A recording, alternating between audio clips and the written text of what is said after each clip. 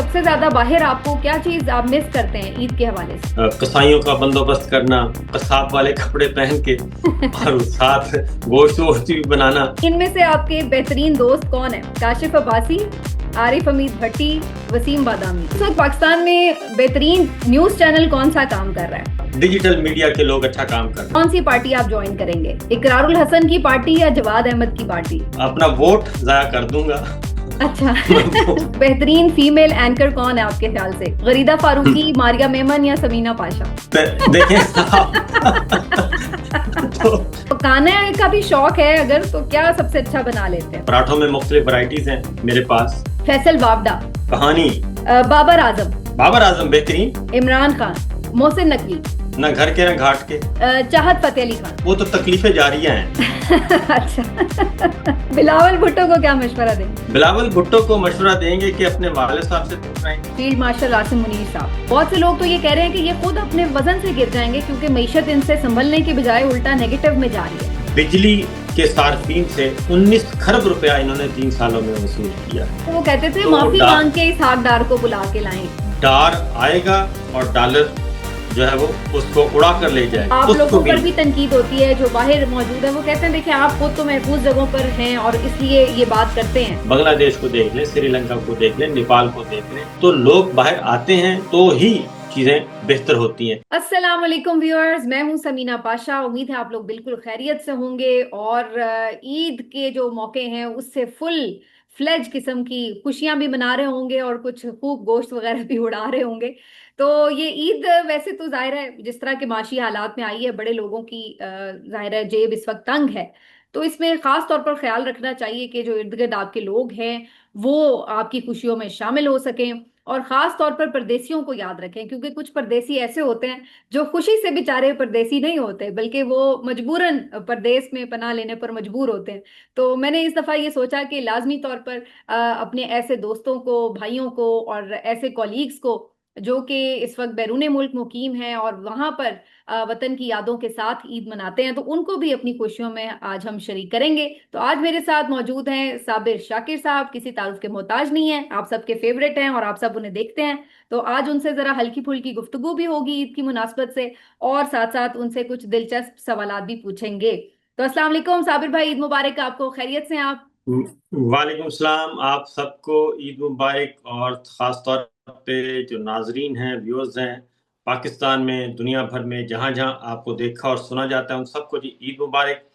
और आपने जो शुरू में बात की है तो वो मैं उसको थोड़ा सा कहूँगा कि ये गोश्त वोश्त जो है ना जी, ये ज़रा थोड़ा सा एहतियात से खाना है। और अगर आपने ज़्यादा खा लिया तो उसका फ़ायदा कोई नहीं होगा और लेने के देने पड़ जाएंगे।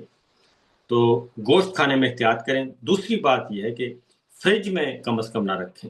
और क्योंकि जो कुर्बानी करता है वो जाहिर है जो मुखय्यर है, जिसको अल्लाह ताला ने दी है एक हैसियत, तो फ्रिज नहीं भरने आपने।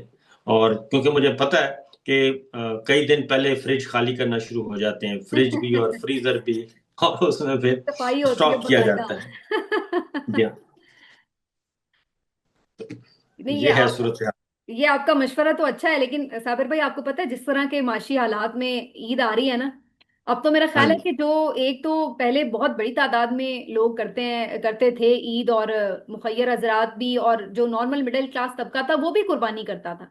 लेकिन इस दफा तो बहुत लोगों की कुव्वत खरीद मुतासिर हो चुकी है और मैंने तो ये देखा है कि जो मिडिल क्लास तबका है, जो सफेद पोश लोग हैं, वो भी बेचारे इस आस में थे कि चलें इसी बहाने गोश्त खा लेंगे, वरना जो मटन की यहाँ पे कीमत हो चुकी है, जो बीफ की कीमत हो चुकी है, इवन चिकन की कीमत इतनी बढ़ चुकी है कि लोगों के लिए अब सादा दाल रोटी खाना मुश्किल है, तो गोश्त अफोर्ड करना तो बड़ा ही मुश्किल हो चुका है। तो इस किस्म के ये हालात हैं। आपको क्या लगता है, ये हुकूमत तो आई थी इन दावों के साथ कि जी हम मईशत बेहतर कर देंगे, लेकिन 4 साल के बाद भी हालात इस तरह के हैं। बहुत से लोग तो ये कह रहे हैं कि ये खुद अपने वजन से गिर जाएंगे क्योंकि मईशत इनसे संभलने के बजाय उल्टा नेगेटिव में जा रही है। तो आपका क्या तज्जिया है, कब तक ये हुकूमत चलेगी और कब तक ये मईशत चलेगी इस तरह?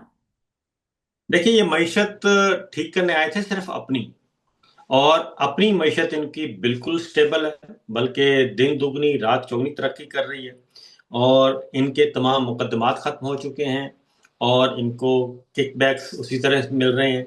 आप ये देखिए कि सिर्फ बिजली के सार्फिन से 19 खरब रुपया इन्होंने 3 सालों में वसूल किया है।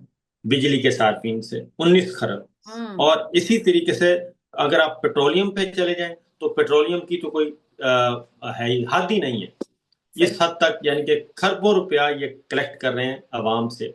तो इसलिए अवाम की जो कुव्वत खरीद है वो तो बेचारों की वैसे ही खत्म हुई हुई है। लास्ट ईयर भी जो आदाद शुमार आए थे तो ऑलमोस्ट कोई 60-70% जानवर जो है वो मार्केट से वापस चला गया था जी। और खरीदा नहीं गया था। अब इस साल उससे भी बदतर सूरत हाल है। तो ये तो मेरा ख्याल है जिन्होंने इनको लेके आए, और क्योंकि कहा जाता था कि बड़े बड़े हमारे दोस्त हैं, वो कॉलम लिखे गए कि डार आएगा और डॉलर जो है वो उसको उड़ा कर ले तो वो जाएगा। कहते थे तो माफी मांग के इस हकदार को बुला के लाएं कि वो मीशत जी हाँ संभाले, बिल्कुल, माफी माफी मांग के उनको कहा गया था, माफी मांगे उनसे और वो आएगा और डॉलर जो है वो पता नहीं कहाँ चला जाएगा। तो वो सारे के सारे आ गए जी। 4 साल इनको दिए जा चुके हैं। पहले इम्पोर्टेड सरकार आ गई, उसके बाद काकड़ सरकार आ गई, उसके बाद फिर दोबारा जनाबे आ गई मैंडेट चोर सरकार आ गई। तो ये 3 दफा इनको मौका मिला, लेकिन अभी तक इनकी अपनी मैशत जो है वो माशाल्लाह से बहुत अच्छी हो गई है। मुकदमात खत्म हो गए हैं, मनी लॉन्ड्रिंग के मुकदमात खत्म हो गए हैं, सब कुछ हो गया है। लेकिन पाकिस्तान के अवाम जो है वो रुल गए हैं। तो इसलिए इन्होंने, इनका प्रायोरिटी कभी भी नहीं रही मैशत। उसकी रीजन है कि अगर आप, हम कुछ भी ना करें, सिर्फ फिगर्स ले लें इनके अपने आदाद शुमार है, स्टेट बैंक ऑफ पाकिस्तान के, हमारे नहीं है, मेरे और आपके नहीं है। अगर आपने देखना है मईशत का हाल, तो 4 सालों में 40,000 अरब रुपया कर्जा लिया, और हर साल 10,000 अरब रुपया कर्जा लिया जा रहा है। और जो पिछले 75 सालों में 40,000 था, इन 4 सालों में, सिर्फ इन 4 सालों में 40,000 है। तो इससे इनकी आप अंदाजा कर सकते हैं कि इनकी कारकर्दगी का जायजा ले लें। फिर उसमें इसहाक डार साहब हैं वजीर खजाना, वो पहले खुद मौजूद थे। अब जो है वो डिफेक्टो वजीर खजाना वही है। और औरंगजेब साहब को तो रखा हुआ इन्होंने सिर्फ आईएमएफ और वर्ल्ड बैंक से हम्म। मामला तय करने के लिए। बाकी जितनी भी इंटरनल पॉलिसीज हैं वो सारी की सारी इसहाक डार साहब बना रहे हैं बतौर। हम्म। लेकिन साबिर भाई मसला ये है ना कि ये कितनी भी महंगाई कर दें, कितने भी कर्ज ले रहे हैं, उसका उसका बोझ तो अवाम पे आता है। लेकिन वो कहते हैं कि जी अवाम देखें कौन सा बाहर निकलती है। और बहुत से गुजरा तो ये भी कहते हैं कि देखिए वो अफोर्ड कर रहे हैं, आप अभी भी गाड़ियां बाहर जाके देखें सड़कों पे चल रही हैं, इसका मतलब वो अफोर्ड कर सकते हैं। तो उनका ये पॉइंट ऑफ व्यू होता है इसके ऊपर कि देखिए जी लोग अफोर्ड कर सकते हैं, कौन सा वो बाहर निकले हुए हैं सड़कों के ऊपर। तो ऐसे ही ये तो कुछ लोग शोर मचाते रहते हैं। अब सवाल यहाँ पर ये है कि लोग तंग तो हैं, ये तो मुझे भी पता है, आपको भी पता है। और उसके साथ साथ जो एक माहौल है ओवरऑल, एक तो सिर्फ मईशत की नाकामी है ना, लेकिन जो माहौल है, जिस तरह से जुल्म सितम का बाजार गर्म है, जो इन्होंने एक गुंडागर्दी शुरू की हुई है पुलिस और पैरा फोर्स के थ्रू, जिस तरह से अदालतों को मफलूज किया है, जो मीडिया का गला घुंटा है, वो सब चीजें। तो ये चीजों के साथ उसके बावजूद भी वो कहते हैं लोग तो नहीं बाहर निकल रहे। लोग क्यों नहीं बाहर निकलते? लोग, मेरा ख्याल है कि अभी ये बात एक हद तक दुरुस्त है। लोग, जो तनख्वाहदार तबका है वो तो बेचारा बहुत पिस चुका है। वो प्राइवेट तनख्वाहदार है या गवर्नमेंट का है जो रिस्क के हलाल, वो तो बहुत बुरे हम्म। कैसे हैं। बाहर निकलते हैं तो आगे गोली से जवाब है या फिर दहशतगर्दी के मुकदमात हैं। आप ये देखिए कि 3 दफा 4 वाकयात ऐसे हो चुके हैं इस मुख्तसर सी मुद्दत में कि 4 वाकयात में गोली चली है। 26 नवंबर को ले लें, मुरीद के आज़ाद कश्मीर, 9 मई, ये सारे वाकयात हो चुके हैं। तो इसलिए फिर आपने देखा कि ईरान अमेरिका जंग हुई, एक दिन एहतजाज हुआ, एक दिन में जो है वो 16-14 लाशें जो हैं मजलिस वहदतुल मुस्लिमीन के मुताबिक वो गिरी हैं। तो इसलिए एक तो लोग बेचारे उस वजह से भी खौफजदा हैं कि पहले ही हम मरे हुए हैं और मजीद अगर कोई घर का फर्द चला गया। लेकिन एक बात जरूर है, मैं ये अवाम से जरूर कहूंगा कि ये मामला सिर्फ किसी एक फर्द का नहीं है, किसी एक पार्टी का नहीं है। वकील भी, वकीलों को भी चाहिए, सहाफियों को चाहिए, किसानों को चाहिए, स्टूडेंट्स को चाहिए, सबके सब जितने ताजरों को, कारोबारी लोगों को, सबको चाहिए कि जिनके साथ जुल्म हो रहा है, ज्यादती हो रही है, वो मुआशी एतबार से हो रही है या अदरवाइज हो रही है, वो जब तक निकलेंगे नहीं बाहर, उस वक्त तक हक नहीं मिलता आपको। हम्म। और ये अगर आप इसको लेते रहेंगे, हर हर वाक़े को या हर ज्यादती को आप सहते रहेंगे, तो हुक्मरान जो हैं वो डिक्टेटरशिप में वो फिर यही होता है कि वो कहते हैं कि चलें ठीक है, ये चीज़ भी बर्दाश्त कर ली, अब आगे बढ़ते हैं। तो ये अवाम का भी कसूर बिल्कुल है।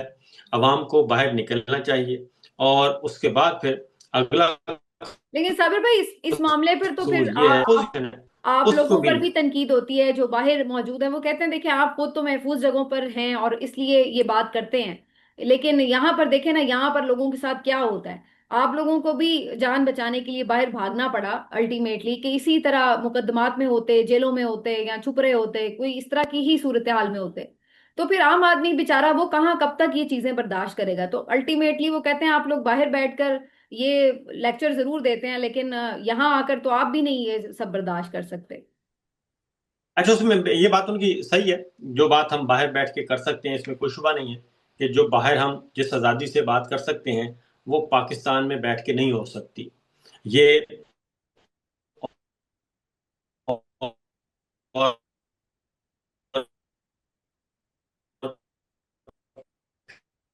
ये हम सैल्यूट भी करते हैं, अपनी स्कोप के अंदर रहते हुए आवाज बुलंद कर रहे हैं, वो खराज तहसीन के मुस्तहिक हैं। लेकिन हम क्या कहते हैं, हम ये कहते हैं आवाम को ये नहीं कह रहे हम कि खुदा ना खास्ता आप निकलें। और उसकी रीजन है कि जब भी फिस्तायत से छुटकारा हासिल करना है या एक इलीगल अनकॉन्स्टिट्यूशनल गवर्नमेंट आ जाती है, यूजरपस से आपने निजात पानी है, तो उसका तरीका यही होता है कि जब तक आप पुरअमन एहतजाज आइन ने दिया हुआ है आपको हक, और उसमें आपने कोई तशद्दुद नहीं करना, डंडा डंडा सोटा लेके नहीं निकलना, पुरअमन स्ट्राइक करें। और ये पार्लियामेंटेरियंस भी, अगर फॉर एग्जांपल हमारे मीडिया के लोग हैं, वो एक क्या हफ्ते में एक दिन भी बाजू पे स्याह पट्टी बांध के प्रोग्राम नहीं कर सकते? जो कुछ हो गया मीडिया के साथ, इसी तरीके से वकला हैं, क्या वो नहीं कर सकते एक दिन के लिए स्ट्राइक? सिंबॉलिकली कर लें, एक दिन की स्ट्राइक करें हफ्ते में।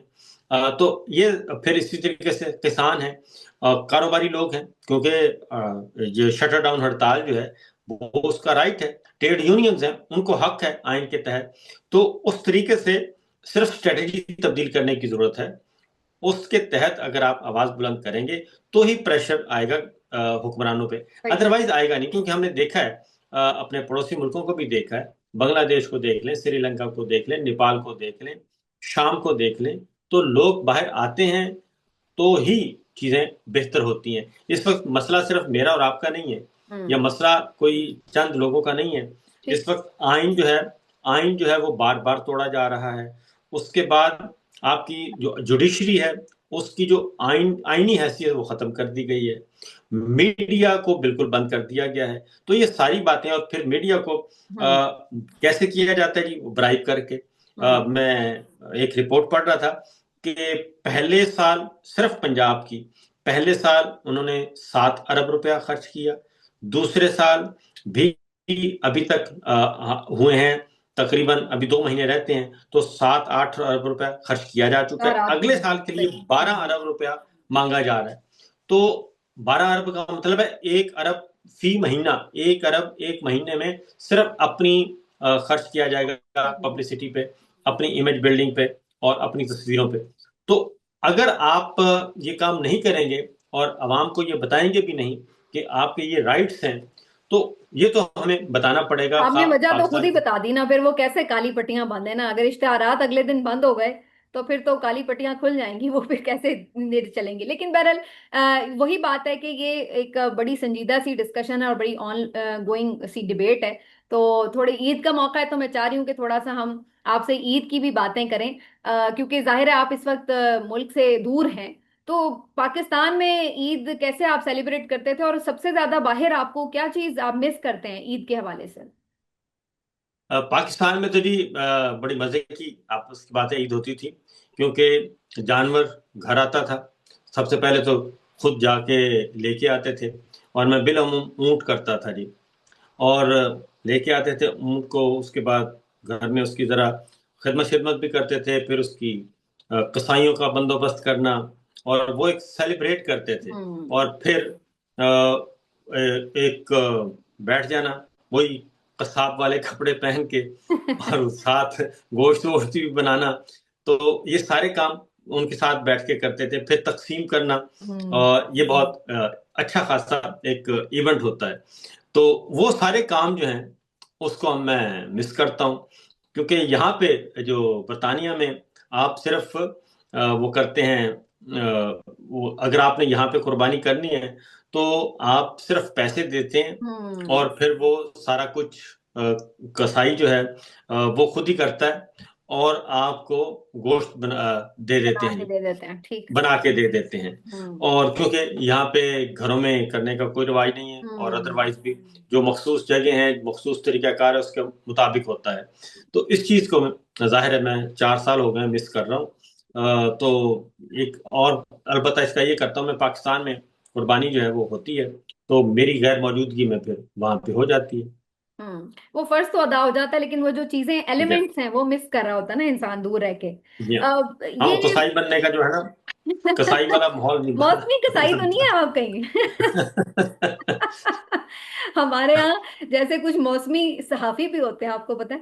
वो जुज वक्ती तहकीकाती सहाफी भी होते हैं, मौसमी सहाफी भी होते हैं, तो कुछ ऐसे मौसमी कसाई भी तो नहीं आप नहीं, बन वो जाते? हर साल जो है तकरीबन मैं कुर्बानी में कर रहा हूँ जी, तकरीबन मैं था 8th क्लास में था जब अच्छा। से मैं कुर्बानी कर रहा हूँ अपनी, अच्छा, और माशाल्लाह। 8वीं क्लास से, जी हाँ। तो इसलिए ये सारा काम तो काफी काम मैं सीख भी चुका हूँ, अदरवाइज ये भी है कि अच्छा, हाँ, मैं यानी इसका मतलब हैंडल कर। आप सहाफत ना भी करें तो गुजारा हो जाएगा कोई? हाँ, मिल जाएगा और मिल भी जाएगा, हुनर कोई ना है कोई आपके काम, पास? कोई ना कोई काम मिल जाएगा, कोई बुचर शॉप पे कटिंग वटिंग का काम मिल जाएगा। अच्छा, चले, इंटरेस्टिंग। अच्छा, मीडिया की चूंकि बात हो रही है, दोस्तों की बात हो रही है, तो बड़ी आपकी दोस्ती यहाँ पे भी है। अब मैं आपसे पूछूंगी कुछ सवाल, और आपने मुझे जवाब देने हैं, खासतौर पे जो सहाफी और सहाफत से रिलेटेड, मीडिया चैनल से रिलेटेड ये सवाल हैं, तो आपको थोड़े टफ लगेंगे, लेकिन कोई आपके बात पास ऑप्शन एक ही होगा। ये सियासी जवाब नहीं आपने देने गोल मोल करके, और वो जो नहीं। होते हैं। ज्यादा से ज्यादा यही होगा ना, ताल्लुकात खराब हो जाएंगे। नहीं नहीं, ताल्लुकात में आपके बिल्कुल खराब नहीं होने दूंगी, लेकिन जवाब जो है ना वो सियासी नहीं होने आपके, ठीक है ना? चले बताएं, इनमें से आपके बेहतरीन दोस्त कौन है? काशिफ अब्बासी, आरिफ हमीद भट्टी, वसीम बादामी? आरफ हमीद भट्टी। अच्छा, ग्रेट। भट्टी साहब तो दोस्तों के दोस्त हैं वैसे, जी हाँ, बहुत कुछ भट्टी जाना। साहब। हाँ, इसमें कोई शक नहीं। अच्छा जी, आपके ख्याल से इस वक्त पाकिस्तान में बेहतरीन न्यूज चैनल कौन सा काम कर रहा है? ये मेरा ओपन क्वेश्चन है, इसमें ऑप्शंस नहीं है, क्योंकि कोई छोटा बड़ा हर चैनल जो आपको लगता है कि बेहतर काम कर रहा है इस माहौल में भी। मैं उसमें कहूंगा कि इंडिविजुअल्स अच्छा काम कर रहे हैं, अच्छा। और डिजिटल मीडिया के लोग अच्छा काम कर रहे हैं, मैं ये कहूंगा। सही। अच्छा, ये बताएं कि अगर आपको एक पार्टी ज्वाइन करनी हो, दो पार्टीज में से, तो कौन सी पार्टी आप ज्वाइन करेंगे? इकरारुल हसन की पार्टी या जवाद अहमद की पार्टी? मैं दोनों को नहीं करूंगा। नहीं नहीं, एक क्योंकि करनी है अब आपने, देखे देखे, इकरार की नहीं, चले, बहुत आपके दोस्त हैं वो पुराने। नहीं, बहुत मुश्किल है, बहुत मुश्किल है ये काम करना, क्योंकि मैं अपना वोट जाया कर दूंगा। अच्छा। मैं वो अच्छा, मैं, हाँ, चले, ये एक बड़ा आसान सवाल है आपके लिए, और इसमें जी मैंने जी, ऐसी ऑप्शन रखी है कि इसके अलावा मैं किसी को चूज करने ही नहीं देती। ठीक है, तो हाँ ये जी। बड़ा आसान सवाल है कि बेहतरीन फीमेल एंकर कौन है आपके ख्याल से? गरीदा फारूकी, मारिया मेमन या समीना पाशा? देखें आप। तो आप, देखा तो मैंने उसमें कितना, फिर है ना? चलें। जो हाँ, सामने हो बहुत ही फिर उसी आसान को से, कह दे। इसमें ऑप्शन है ही नहीं इसमें है। ऑप्शन ही नहीं है, देखिए, ये एक तरह से सिंगल ऑप्शन था। सही। अच्छा, कौन सा मीट सबसे ज्यादा आप पसंद करते हैं? मटन, बीफ, चिकन, लैम, या फिर फिश सी फूड, भी ऐड कर ले? हाँ, सी फूड, सी सी फूड। फूड। अच्छा, फिश यानी, गुड, इंटरेस्टिंग। अच्छा, ये बताएं कि पकाने का भी शौक है अगर, तो क्या सबसे अच्छा बना लेते हैं? मैं सब कुछ बना लेता हूँ, मैं आटा गूंदने से लेकर अच्छा। आज मुझे बड़े आपके बारे में बातें पता चल रही हैं कि अगर आप सहाफी ना भी हो ना तो नहीं हाँ आप अपना मैं पेट पालने के लिए काफी कुछ कर सकते हैं। नहीं मैं काफी कुछ, मैं देखें, आटा गूंदने से लेके पराठे बहुत अच्छे बना लेता हूँ। और पराठों में मुख्तलिफ वैरायटीज हैं मेरे पास। सिंपल अच्छा, पराठा नहीं है, पराठों में वैरायटीज हैं। लच्छे वाला और पराठा और जी, वो लच्छे कोई सा वाला भी है, वैरायटी। अच्छा, ऑमलेट ऑमलेट पराठा भी है, वेजिटेबल वाला पराठा भी है। तमाम पराठे जो हैं वो मैं बना लेता हूँ क्या और बहुत बात। अच्छे बनाता हूँ। और फिर पकौड़े बहुत अच्छे बना लेता हूँ। जबरदस्त। चाय मेरी बहुत अच्छी बनती है। फिर मटन कढ़ाई, चिकन कढ़ाई, अचार गोश्त, ये बना लेता हूँ। हम्म। फिर ये मैंने पाए बहुत अच्छे बना लेता हूँ। अच्छा। और इसके साथ साथ ये एक खुन्ना गोश्त होता है, खुन्ना हाँ, मटका, भुना गोश्त, वो हाँ बहुत जी। जबरदस्त जबरदस्त हाँ, हम कर लेते हैं। तो मुझे इसका मतलब है फिर खाने ये है पीने कि के शौकीन हैं आप, इसीलिए आप, तो क्योंकि जो खुद शौकीन होते हैं वो फिर बनाने के भी शौकीन इसीलिए होते हैं। भारत में इमरान रियाज की वजह से उसमें भी एक्सपर्टीज आ गई है। हम बारबेक्यू में भी माशाल्लाह से एक्सपर्ट हो चुके सही।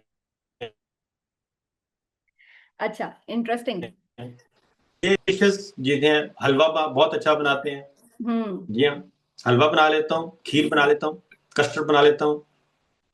तो ये सारे काम आते हैं। पुलाव भी अब तो मैं पुलाव भी आ अब जाता तो है, मेरा पुलाव। दिल चाह रहा है कि एक ट्रिप हो ही जाए, मेरा ख्याल है यूके का, ताकि आपके हाथ से कुछ खाया पिया जा सके। नहीं नहीं, मैं तो कहता हूँ मोस्ट वेलकम आए। और आपका जो क़याम तआम है वो बिल्कुल होगा, घर में होगा, फ्री होगा। कोई मसला नहीं होगा आपके क़याम तआम में, क्या माशाल्लाह बात। से। लेकिन उसके लिए जरूरी है ना कि स्टॉप लिस्ट से नाम पहले निकले, क्योंकि आपको पता है इधर हम भी बड़े अताव का शिकार बैठे हुए हैं। तो अल्लाह करे कि कभी ऐसी सिचुएशन बने। अच्छा, थोड़ा सा अब सियासत की तरफ आते हैं, और कुछ सवाल है मेरे जो सियासत से जुड़े हुए हैं, तो आपने उसका जरा जवाब देना है जल्दी जल्दी से। अच्छा जी, जो मैं शख्सियात का नाम लूंगी आपने उनको एक लफ्ज में एक्सप्लेन करना है, जो भी आपके जहन में पहला लफ्ज आता है। फैसल वावडा। कहानी। क्या चीज? कहानी। कहानी। स्टोरी। अच्छा, स्टोरी। Story teller. अच्छा, स्टोरी टेलर। अच्छा, ये क्या मतलब, मुझे समझ नहीं आई। आपको क्या अलग से कोई कहानियां बताते होते हैं, उस स्टोरी अंदर की बताते हैं? नहीं, वो जब भी आते हैं स्टोरी टेलर स्टोरी सुना के चले जाते हैं। अच्छा। कोई नई स्टोरी लेके आते हैं, गुड। बाबर आजम। बाबर आजम बेहतरीन। इमरान खान। जबरदस्त। मोहसिन नकवी। ना घर के ना घाट के। ओहो। अच्छा। अच्छा, ये बताएं कि अभी वैसे खानों की बात हो रही थी, एक सवाल मैं मिस कर गई। पिछले दिनों ना आपने देखा होगा एक्स के ऊपर बड़ी एक डिबेट चल रही थी कि लाहौर के खाने बेहतर हैं या कराची के। तो मैंने सोचा मैं ये भी सवाल आपसे पूछ लूं, आपके ख्याल से लाहौर आ गया है खानों में या कराची? मेरा ख्याल है लाहौर। अच्छा। लाहौर। सही। अच्छा, अब ये आ जाते हैं थोड़ा सा, इन शख्सियात को आप मशवरा क्या देंगे जिनके मैं नाम लूं? चाहत फतेह अली खान। चाहत फतेह अली खान जी अपना काम जारी रखें। अच्छा। देखिए वो एक एंटरटेनर है, और देखिए एंटरटेन तो वो बेहतरीन करते हाँ, हैं, हाँ ये बात तो सही नहीं उनके उनके उनको उनको मैं अवार्ड देना चाहिए। है वो ना। अवार्ड के मुस्तहिक हैं बिल्कुल। इतना इतना एंटरटेन कम ही कोई करता है, सही। अच्छा, नहीं, बिलावल। एंटरटेन नहीं करते, हाँ, हाँ। एंटरटेन नहीं करते। वो तो तकलीफें जारिया हैं। अच्छा। बिलावल भुट्टो को क्या मशवरा देंगे? बिलावल भुट्टो को मशवरा देंगे कि अपने वाले साहब से दूर रहें।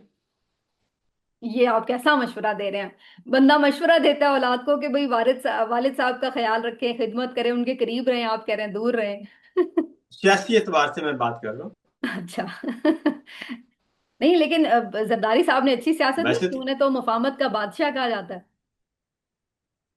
नहीं, मेरा ख्याल है कि उन्होंने पीपल्स पार्टी को नुकसान पहुंचाया है। और जो मोहतरमा बेनज़ीर भुट्टो की पीपल्स पार्टी थी और जिस तरीके से थी, अ, उसको बहुत ज़्यादा रिड्यूस कर लिया उन्होंने। सिंध तक महदूद कर लिया, अंदरूनी सिंध तक पीपल्स पार्टी को। हम्म। अच्छा, अदाकारा मीरा अगर आपके सामने हो तो उन्हें क्या मशवरा देंगे? अदाकारा मीरा ये कौन सी वाली हैं? जिन्होंने अभी फिल्म बनाई है साइको। अब बस अच्छा फिर ना अच्छा आप अच्छा। सवाल कहिएगा कि साइको कौन सी। तो तो उन्होंने फिल्म ही साइको बनाई है। तो मीरा से कहूंगा जी कि सिर्फ अपने प्रोफेशन पे तवज्जो दें। वो एक अच्छी एक्ट्रेस हैं और अच्छा काम करती हैं, बस उसी पे रहें। ठीक। अच्छा, अब मैं कुछ शख्सियात के नाम लूंगी और आपने बताना है कि अगर आप उनके ऊपर कोई बुक लिखें तो उस बुक का टाइटल क्या होगा। जी। अल्ताफ हुसैन। डॉन। अच्छा। बेनजीर। पॉलिटिशियंस। अच्छा। True Hamid politicians. मीर। हामिद मीर। हामिद मीर साहब, विकेट के चारों तरफ खेलने वाले। अरे वाह। अच्छा। आसिम मुनीर साहब, फील्ड मार्शल आसिम मुनीर साहब। आसिम मुनीर साहब अपनी असल की तरफ लौट जाएं। नहीं नहीं, इनका टाइटल आपने देना है बुक का, मशवरा नहीं देना। बुक का टाइट नाम? हाँ, बुक का डिक्टेटर। टाइटल। अच्छा। डिक्टेटर। ओके। अच्छा, इमरान खान। इमरान खान, ख्वाब। अच्छा, इंटरेस्टिंग। मरियम नवाज साहिबा।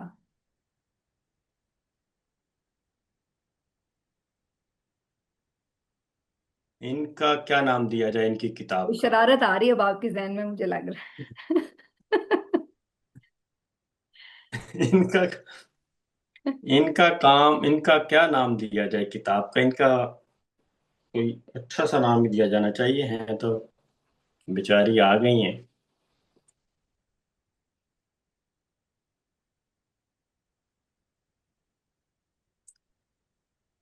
सोचते हैं अभी। चले। अभी नाम अगर आ कहीं जाए। पे आ गया जहन में तो फिर वहीं पे हम बता देंगे। हाँ ठीक जी। हो गया। अच्छा, अब आपने जनाब ये बताना है।